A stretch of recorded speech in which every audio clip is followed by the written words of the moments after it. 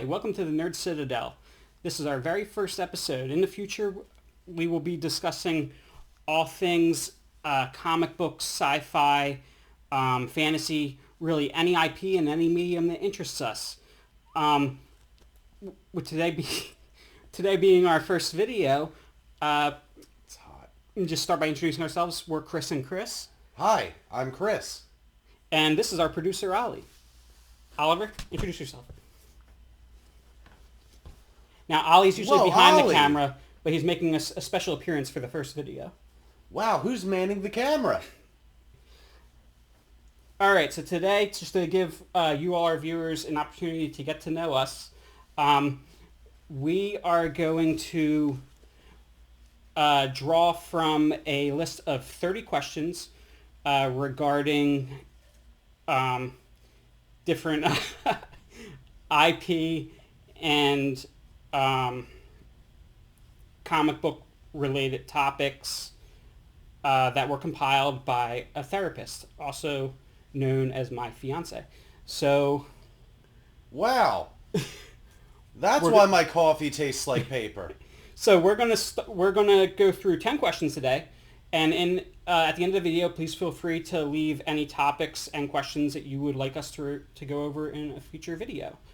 So, Chris, we're gonna go through 10 of these 30 questions. Chris, you want to start by drawing one? Sure thing, Chris. Sounds like a good time. All right, that's two. That's just one. Oh, here we are. Which fictional character would you want as a parent? Well, that's a tough one. I'm gonna go with Joel from The Last of Us. I've just spent all day talking about that game. It's my favorite game of all time. And I think he would make a great dad, if not a lying sack of poo one. All right. I think I would go with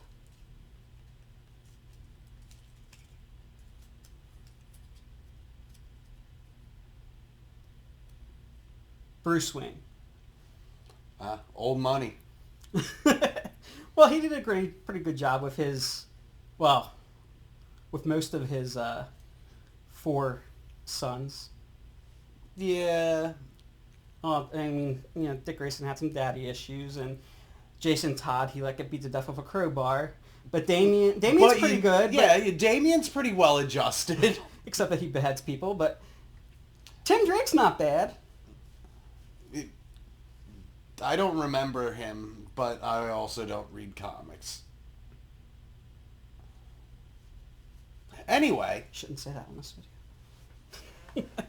I mean, I do read comics. I love them all the time. Well, Chris, would you like to pull out a thing, and I'll get rid of this?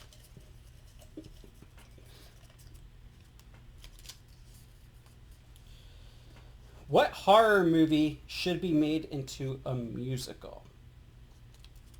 Oh, God. You first, because I'm still chewing. What horror movie should be made into a musical?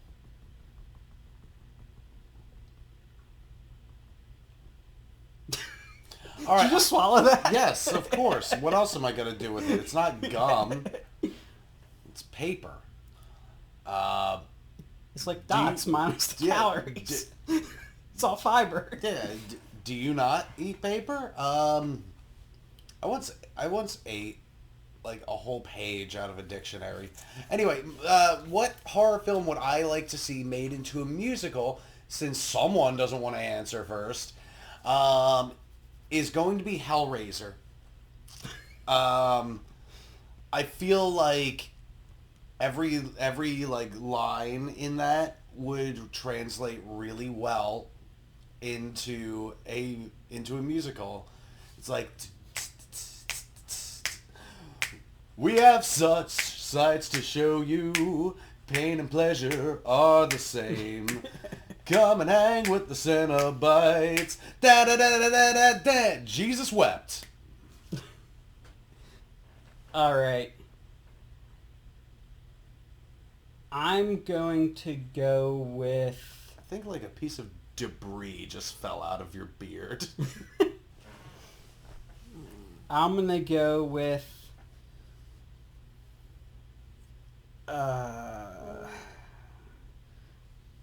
15 minutes later.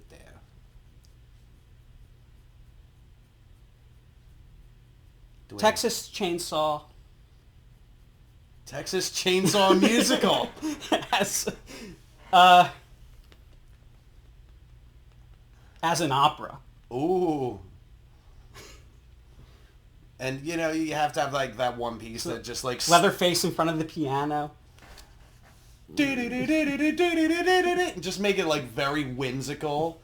And, you know, get the whole family of Texas Chainsaw family members lined up at the end, just being like, "This is what it's like when you're meat that gets eaten by people like me." Oh, that'd be great. I like that musical already. So, question 3 from the Crotch Cup is, what is your favorite film score? Oh, Amazing Spider-Man 2, am I right? My favorite film score, that's tough. I mean, like most people, I do like the Avengers film score. If anything, just for that theme. That's become such an iconic theme over the last 7 years that, like, anyone hears it, they know it. Another really good film score, because of how sparse it is the A Quiet Place film score. Just, it's only there when it absolutely needs to be. It's really good.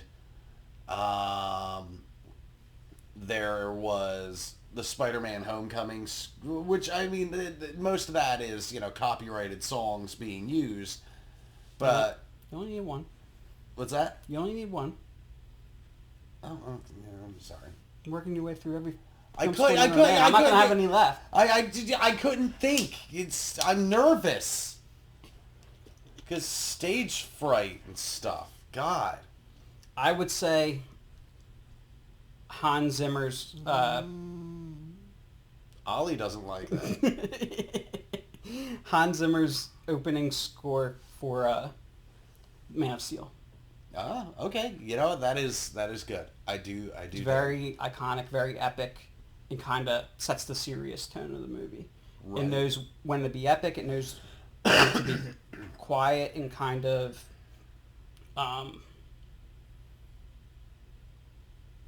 think it conveys sentiment really well. Yes. I feel like anything Hans Zimmer touches is usually really good. You could just listen to the score. Anything he does, you can listen to the score and kind of know what the emotional tone is of the scene at that point in time. Right, yes. He's just got a gift for that. Anyway.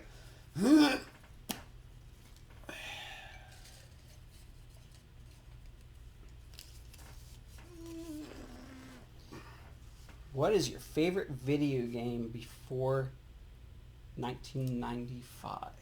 Before 1995. I actually have to take a second. You go first. I want to make sure mine actually came out before 95.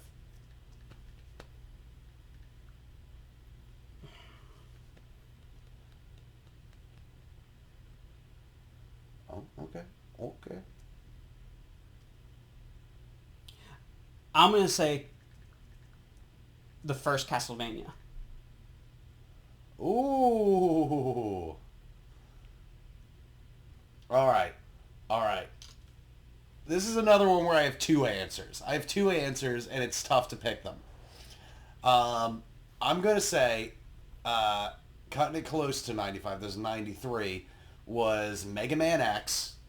That was my runner-up as well. Yeah, Mega Man X, just for as simple as the game seems, it is an awesome, awesome example of how to teach a player how to play a game without using dialogue, without using a tutorial. The first, level of the game is the tutorial, but there's a very real threat that you're going to mess it up, and there's no button prompts, nothing tells you what to do. It leaves you, even right from the start menu, on how to play the game.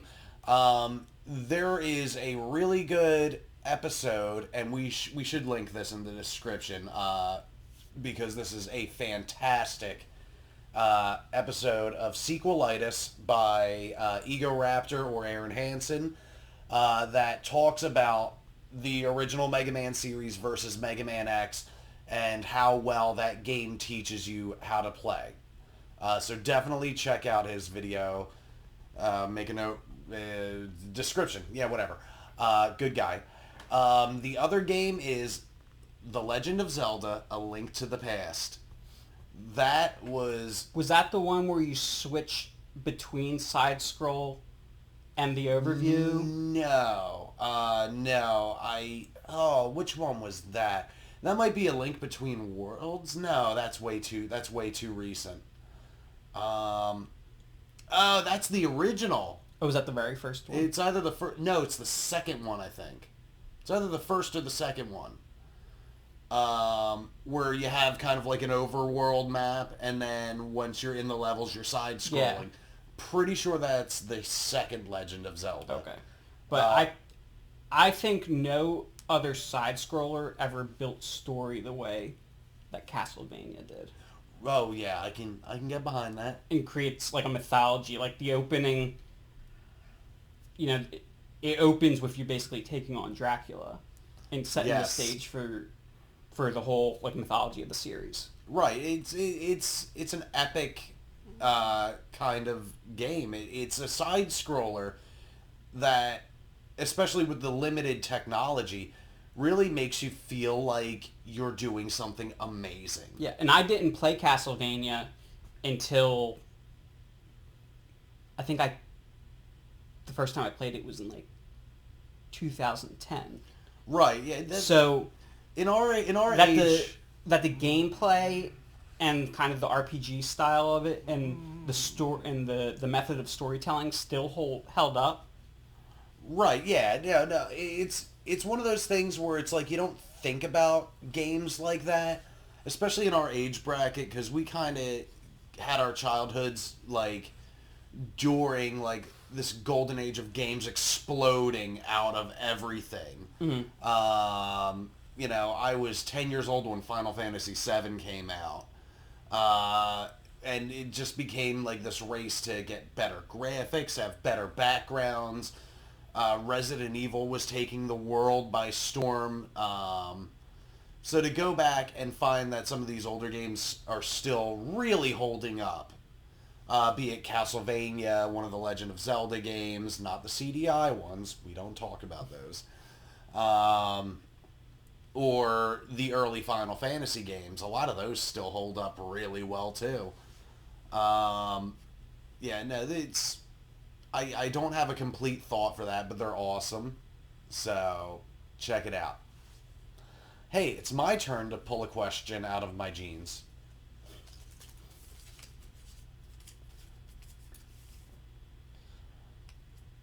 Which song should Guardians of the Galaxy 3 open with? I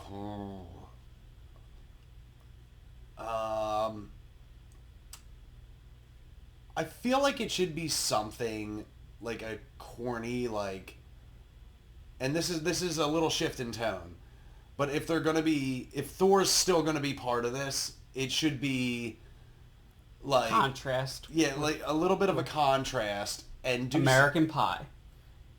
That would be a funny opening. I was thinking like something like early 80s power metal.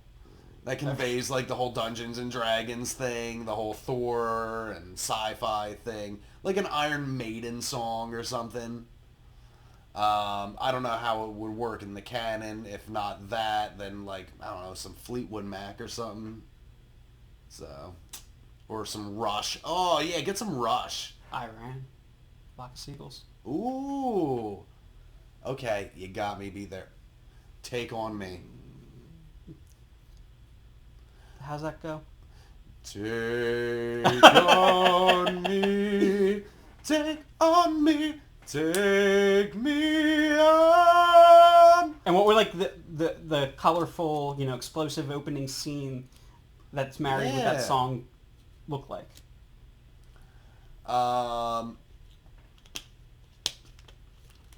feel like it would be a little kind of similar to how Guardians 2 opened with, but make Drax just taking on a giant monster, getting eaten, and then slicing it open. Well, no, I mean not beat for beat, but just like having them going through some kind of battle thing.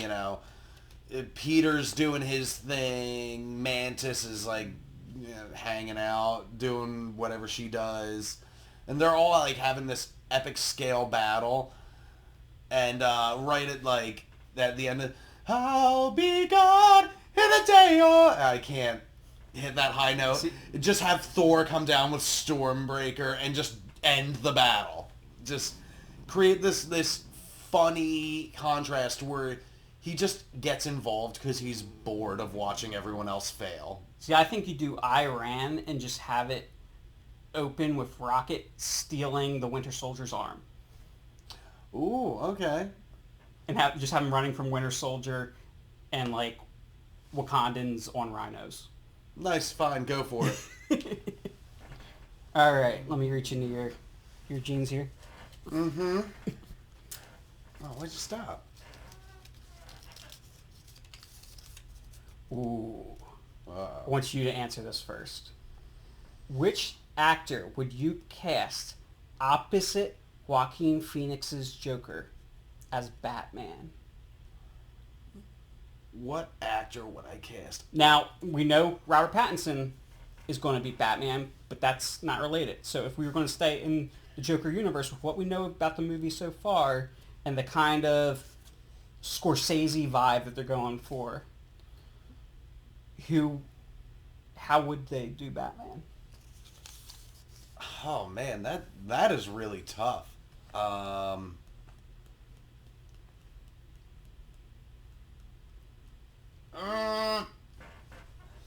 Who would? Going for the Scorsese kind of down and dirty movie. This is a really tough one. Jared Leto.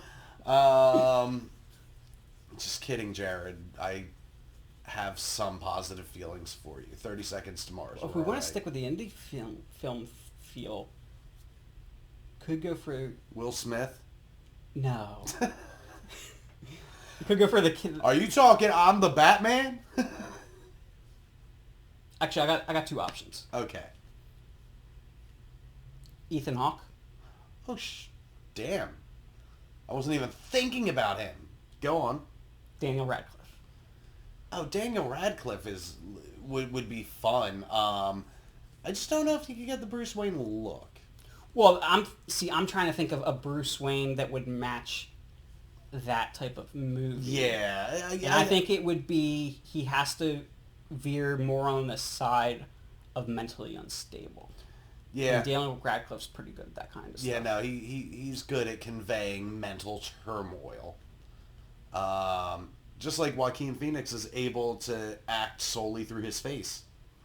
Somehow. It's amazing to see. Yeah, no, I can't beat that. I can't beat Ethan Hawke. Although Ethan Hawke hates superhero movies, so I don't think you'd ever be able to get him. Let's get flippin' Frodo. Okay. Oh. Pitch a movie based around a modern reimagining of a 90s cartoon?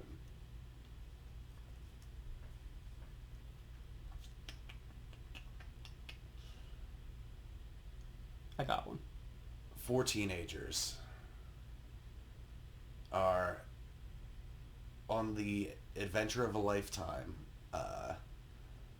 at a beach where they enter, where they find a mysterious cave that turns out to actually be the lab owned by a mad marine biologist.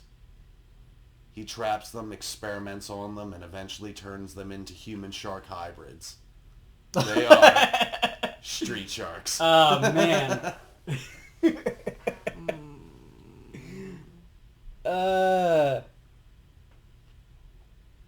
No, so mine's very different from the series and more of a play on the name.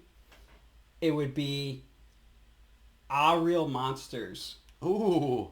And it would be... a total horror film? It would be about modern day serial killers. Ah, okay. Real Monsters. The real monsters are humans.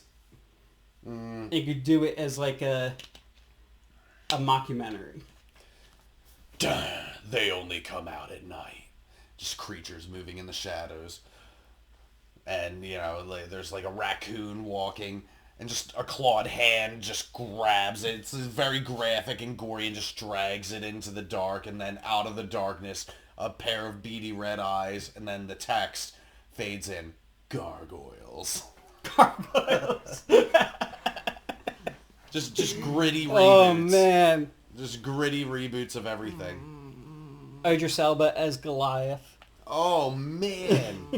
Oh, no. I've got one. A group of space explorers crash on a mysterious planet where there's still relics and temples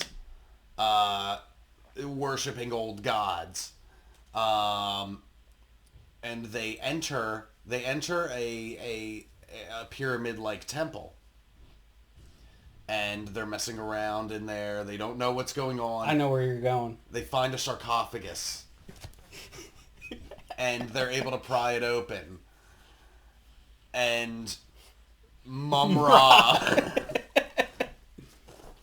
And it's up to the lead scientist to uncover the power of an ancient sword to inherit the spirit of King Lion-O. They are... Well, no, they can't just call it Thundercats. It'd have to be something. Legend of the Sphinx. Dueno Gatos.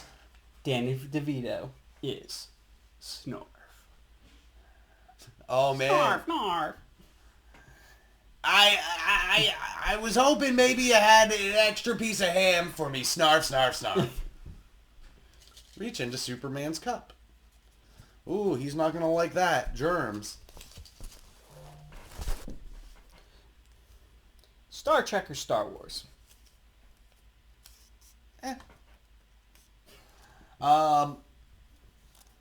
I prefer Star Wars.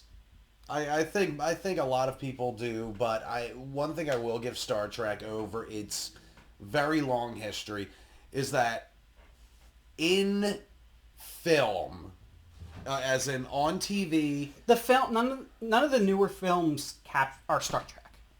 no, They don't capture the spirit of what it's supposed to be. Right, no, but where I was going, it kind of taking out the newer ones, what was that, J.J. Abrams, taking his stuff out. Not that I disliked them, I actually liked the first two quite a bit. Third one was but I didn't hate it either. What Star Trek did, that Star Wars didn't, in film, because I don't want to hear anything about, well, if you read the books, extended universe, is the world building of Star Trek has been much more fleshed out than Star Wars. Yeah. But they have had how many more hours to do it? Right. That is also true.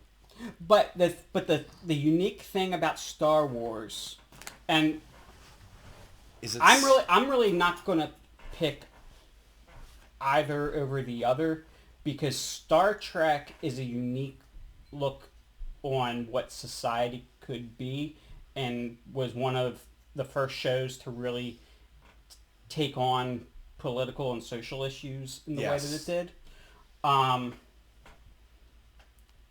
But Star Wars is a fantasy in space, and I think in a way that no other movie before it kind of jumps right into a world that you feel like you're just entering and has always existed. Yes, that it does do. It doesn't need to take a whole lot of time to set up the world because the world feels lived in already. I will give it that. Next question. We're at 7. We're at 3 7. more. Oh boy. All right. Is that our last 3? I guess so. Here, you take one, I'll take one, and you take one. Wait a minute. Oh, wait, no, I guess we're at 8 because I ate one of them. Oh, we'll go to 11. That's fine. All right, fine. We'll go to 12. I want us to be equal. Because that's what the world is about. Favorite episode of Game of Thrones? Ooh! That finale, though, no. My favorite... The one where Ned Stark dies. Whoa, spoilers! Like, what, 10 years later? Or 8 years later? No, 10 years later. Yeah, 10, yeah. Wow. Oh, man, my favorite episode. That is tough. There are so many good ones. I could, like, you got, like, the typical, like, great episodes, like Reigns of Castamere and the Battle of the Bastards. Mm-hmm. Which, I think, as far as cinematography goes, I do actually think the Battle of the Bastards is my favorite from a cinematic standpoint. Mm-hmm. Because it's shot so brilliantly. There are just too many to pick any one episode. I'd say anything that features Sandor Clegane is probably one of my favorites. But if I had to pick an absolute favorite episode... You realize that narrows it down to like 300 episodes. Well, no, I guess not because there's only like 80 episodes in the show. But... Probably narrows it down to like 70 episodes. Yeah, okay. Damn. Okay. I think Clegane was in that a lot more than anybody realizes. Yeah, well, he's my favorite character, so I'm not upset with that. Everyone's always like, oh, Team Arya, ooh, Team Brienne. I'm like, bollocks to you. It's Team Sandor. Come on. Even though I do admit Clegane Bowl did not need to happen. Mm-hmm.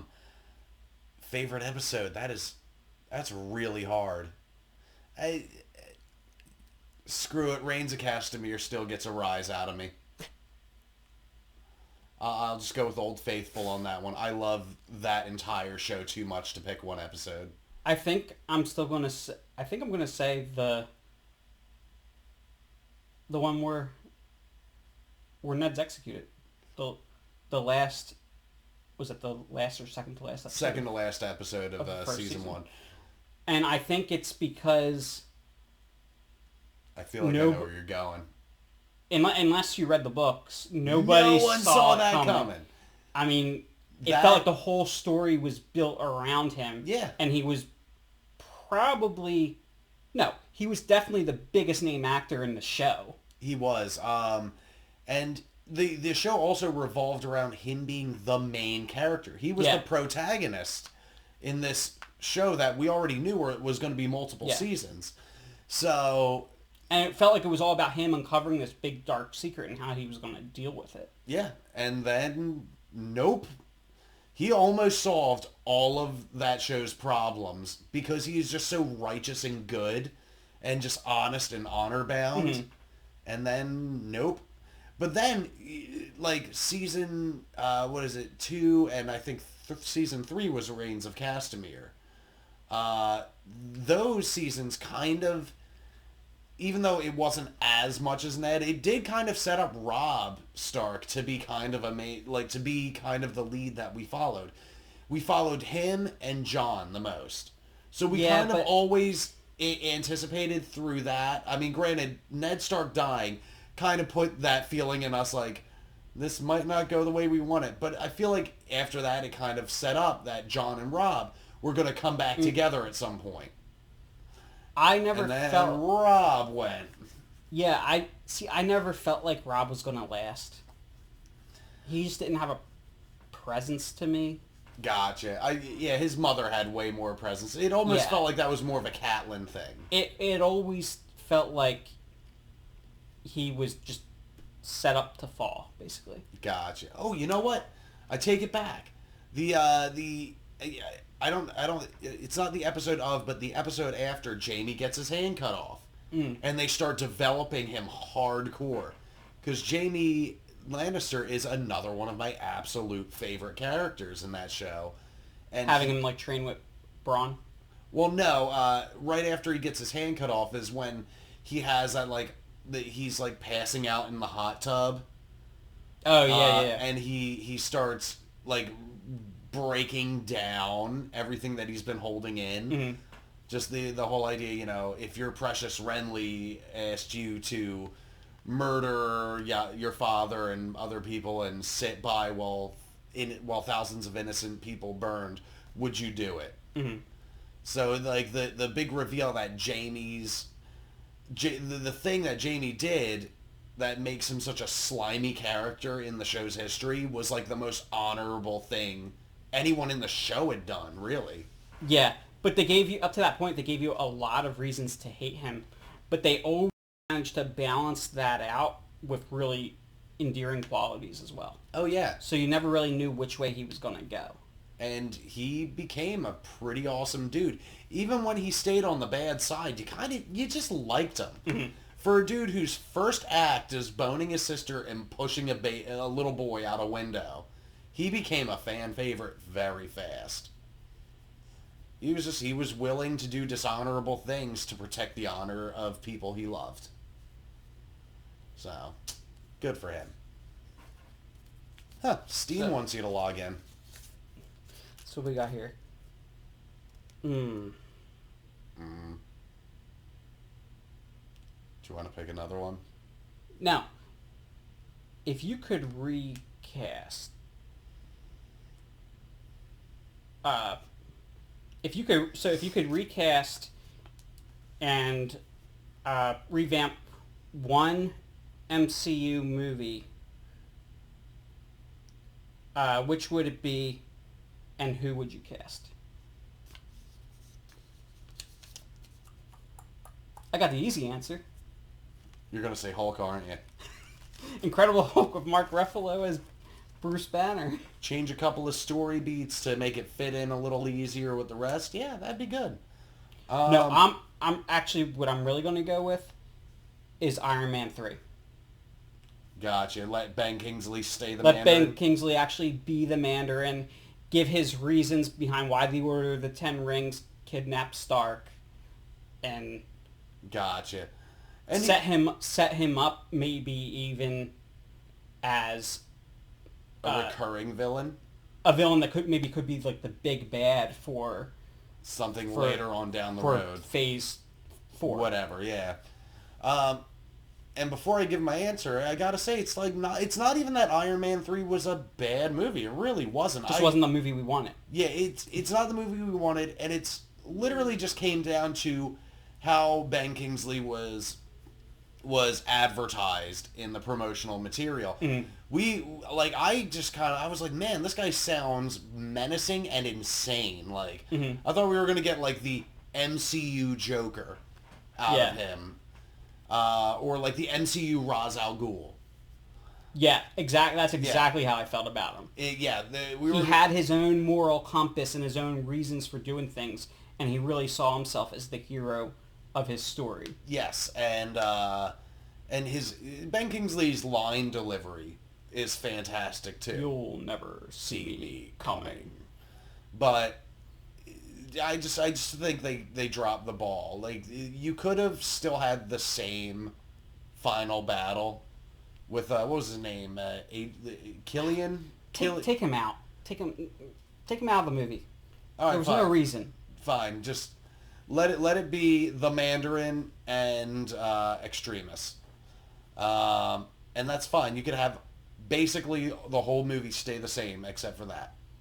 Now, for me, rebooting and recasting.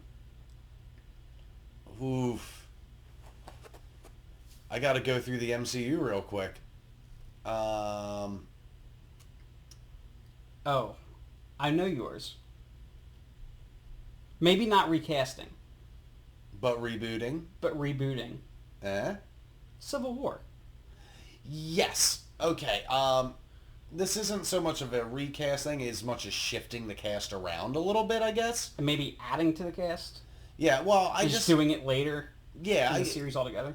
Yeah. As far as Civil War goes, I don't hate the movie. I think it's actually one of the better MCU movies. It happened too early and didn't have high enough stakes. I also feel like the final conflict of the movie had nothing to do with the Accords anyway. So this should have just been, Captain America, my best friend killed Tony's mom. Spoilers. Damn, but recasting, I can't even think about it. Iron Man 1 with Don Cheadle instead of Terrence Howard. There we go. Same movie, same beats, but... About every movie that came later with Terrence Howard instead of Don Cheadle. Nah, I like Don Cheadle too much as Rhodey. But see, I felt like Terrence Howard felt like the Rhodey that I always imagined when reading the comics or when watching Gotcha. the Iron Man animated series. Yeah, and Terrence Howard just kind of has this super cool suave thing about him.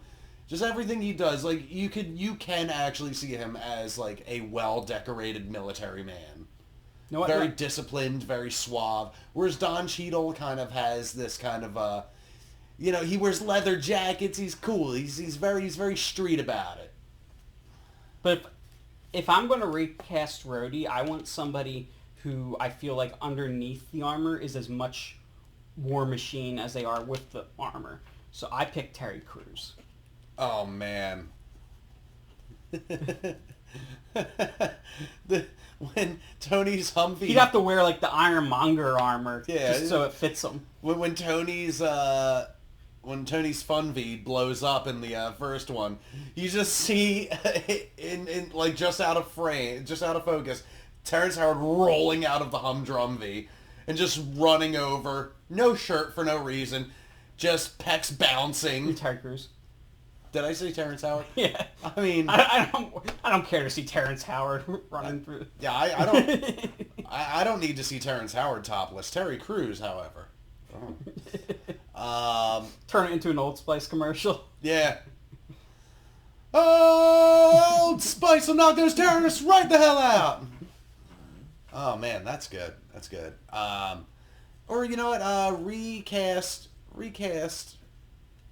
Thor with someone other than Anthony Hopkins as Odin. Not that I have a problem with Anthony Hopkins. I love Anthony Hopkins. But you can tell when he just kind of started losing interest during the first movie. And they were somehow able to pay him to keep doing it. So, there's that. Oh, jeez.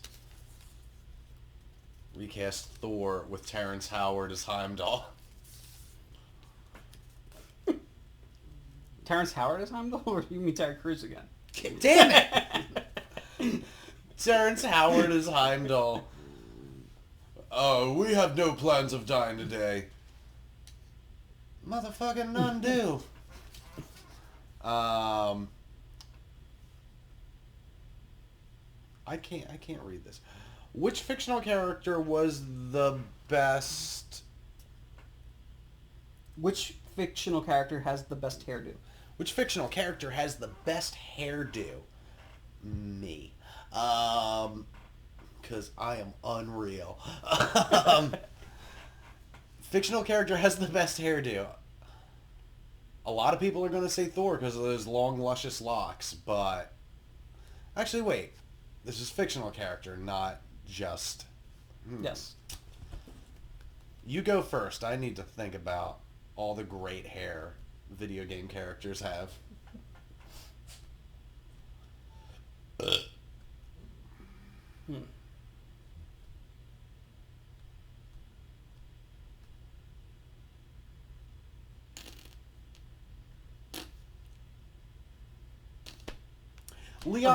Leon S. Kennedy, Resident Evil 2, in the remake, his 1990s graphics hair, not so good. But you know what? It's a simple cut. It's classy. It gets the job done. Leon in Resident Evil 4, same dude, just a little bit longer. It looks good on any body type. It looks good on any face shape.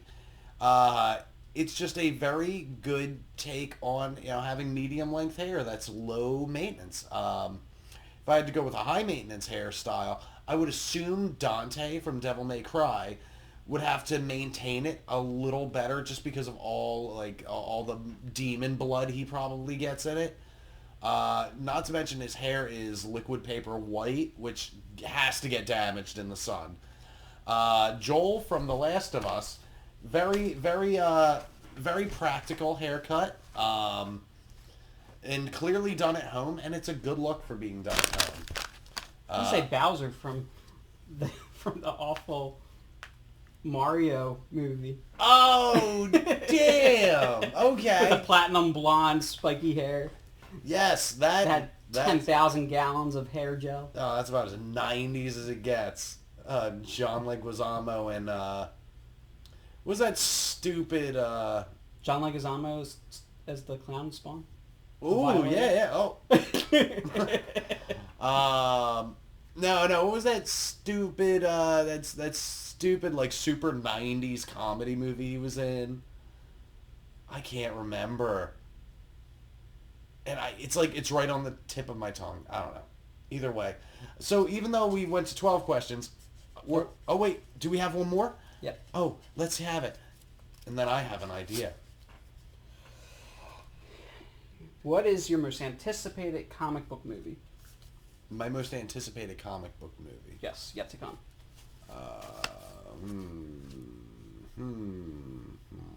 Right now I need to say Joker. Yeah, I'm actually going to have to go with you on that one. It's got to be Joker. The promo material is awesome. Joaquin Phoenix, I'm surprised they hadn't casted him sooner. The trailers make it look great. I want to see this movie succeed. Well, and even if it had nothing to do with a character that's been around for generations, it still looks like it would be an amazing movie. Yeah, that's what this movie is doing that I think comic book movies should definitely get back to a little bit, is first and foremost... It's an Elseworld story. They're not worried about continuity. They're just looking to make a good story using a well-established character. Well, I wasn't even going to go with that. I was going to say it's first and foremost looks like it's a good movie. It looks like it's going to be a good Scorsese-esque movie starring the Joker. It's much like how Batman Begins and The Dark Knight were just good, well-written movies starring Batman. And same thing with Iron Man. It's a good action, sci-fi-esque, I guess, movie starring Iron Man. So I like that idea. I think more movies should do it. So, off the cuff, lightning round. Lightning round. If you could go to dinner with any fictional character, who would it be? Dante, Devil May Cry. Hannibal Lecter. Who? Oh. Hannibal Lecter. Okay. For some fava beans and some fine Chianti. Create a villain-inspired ice cream flavor.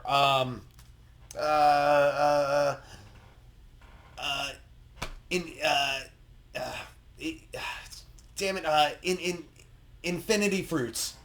I was going to go with Thanos also, but mine was going to be called I am inedible, and it's going to taste like lead paint. Nice. All right. Which mythical or fictional creature would I want as a pet? Black Widow. Black Widow.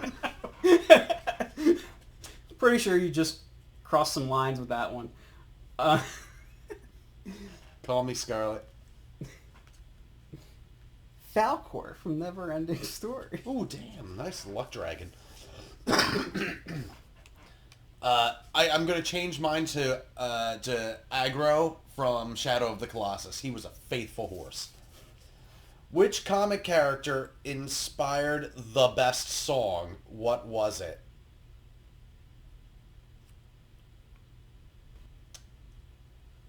Superman, Kryptonite, 3 Doors Down. Okay. Iron Man, Black Sabbath, even though it's not actually about Iron Man. At all. Iconic. Who should have sat on the Iron Throne? No one.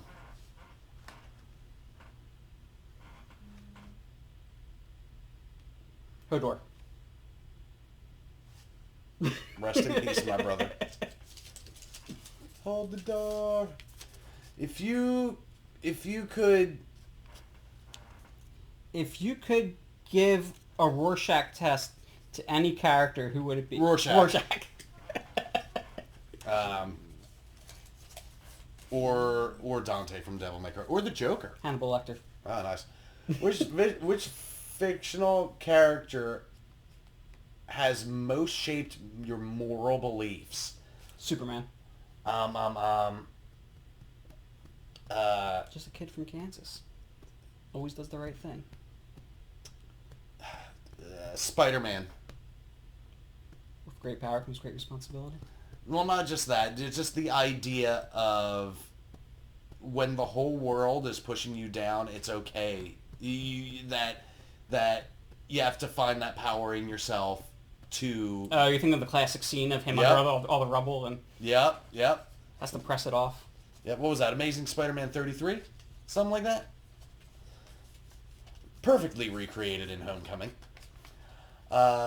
Who is your favorite Spider-themed character and why?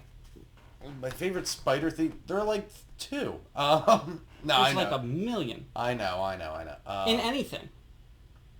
Do you say your favorite spider-themed character? Favorite spider-themed character? You could pick the freaking Dr. Smith from the Lost in Space remake. No one's gonna pick him from the Lost in Space remake. or the giant mechanical spider from Wild Wild West. You know what? I don't think you're taking this channel seriously. My favorite spider-themed character is, and I can't remember his stupid name. It's the first boss fight from Devil May Cry. What was his name? It was awesome though. That set the No, your favorite's Black Widow. Oh yes, she is. I was trying not to say it, but it's Black Widow. ScarJo, call me. And that's enough of that. All right. As we mentioned earlier, if you have any questions you'd like us to answer in the future, Why do you guys suck? please post in the comments below. Again, this little game here was just for you to get to know us a little bit as the host of this channel. In the future, things are going to be a lot more structured, maybe. And Wishful thinking if I'm involved. hopefully pretty soon we'll have more regular videos regarding recent news, regarding MCU movies, DCU movies. Video games, maybe music. Sure, yeah, I do that. I do music. And some theory videos and anything else that we find entertaining and think you guys will find entertaining. So please like, comment, and subscribe. And that's it for the first episode of the Nerd Citadel. Yay, Nerd Citadel!